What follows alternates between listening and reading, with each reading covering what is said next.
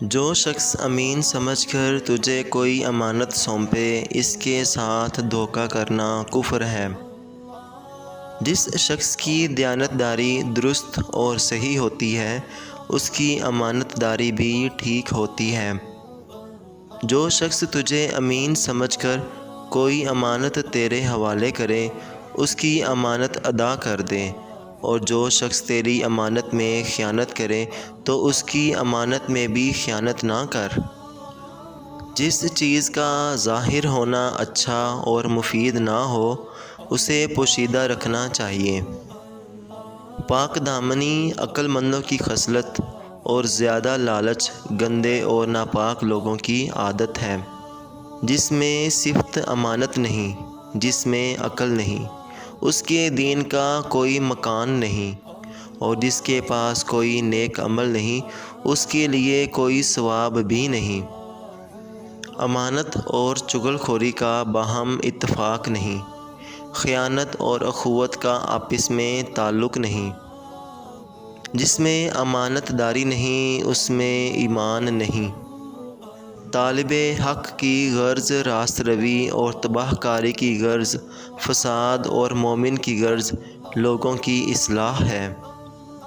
بادشاہ کا فرض ہے کہ اپنے لشکر کی اصلاح سے پہلے اپنی اصلاح اور درستگی کر لے۔ کبھی کسی کی اصلاح کے لیے اپنے آپ کو مت بگاڑو۔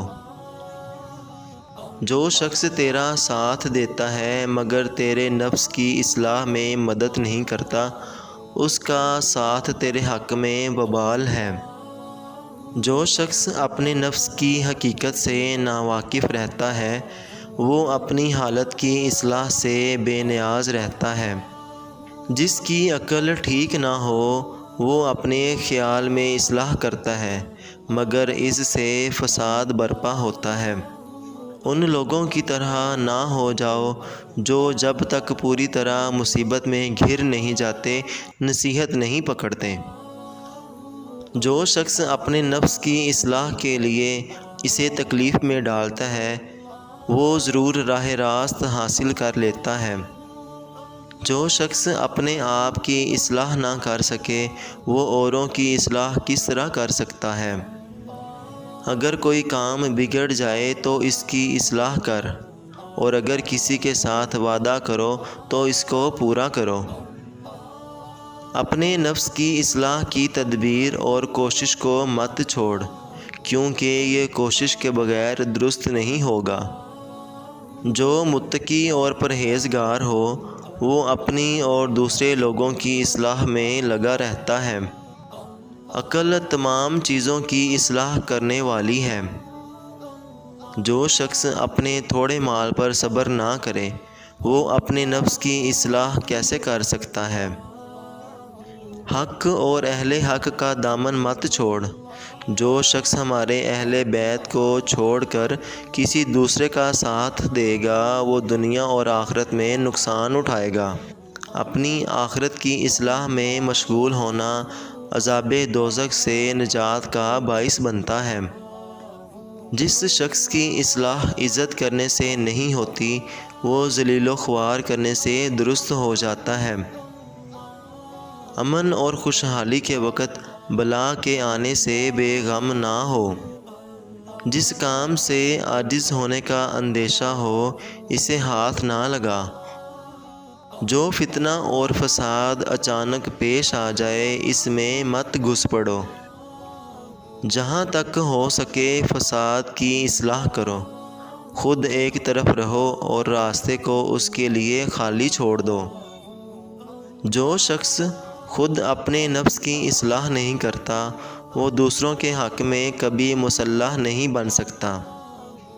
اپنے نفس کے عیبوں کی اصلاح میں مصروف ہونا شرمندگی سے بچنا، اور اپنی آخرت کی اصلاح میں مشغول ہونا عذاب دوزخ سے نجات دلاتا ہے۔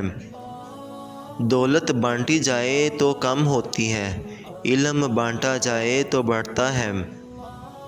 حضرت علی رضی اللہ تعالیٰ عنہ نے فرمایا جو شخص اپنے دل میں ہماری محبت رکھتا اور زبان سے ہمیں برا نہیں کہتا وہ جنت میں ہمارے ساتھ ہوگا۔ بے شک اللہ تعالیٰ نے تمام روئے زمین پر نظر ڈال کر ہمیں برگزیدہ فرما لیا۔ بے شک اہل جنت ہماری جماعت اور تابع لوگوں کے مکان کو اس طرح دیکھیں گے جس طرح کے آدمی آسمان کو دیکھتے ہیں۔ سب سے اندھا وہ شخص ہے جو ہماری اہل بیت سے محبت اور فضیلت سے اندھا ہو۔ حضور نبی کریم صلی اللہ علیہ وآلہ وسلم کی آل کی محبت کو لازم پکڑو۔ حضرت علی رضی اللہ تعالیٰ عنہ نے فرمایا، جو شخص ہماری عزت کرے گا وہ عزت کا مالک ہوگا، جو ہمارے خلاف ہوگا وہ ہلاک اور تباہ ہو جائے گا۔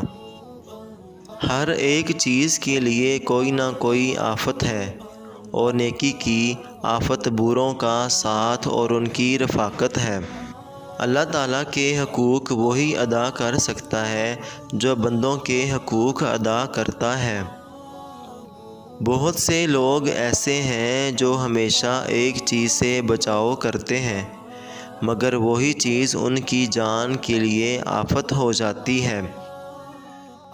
بزدلی ایک آفت ہے اور پست ہمتی کم عقلی ہے۔ ریاست کی آفت فخر اور بڑائی اور سخاوت کی آفت تنگ دستی اور ناداری ہے۔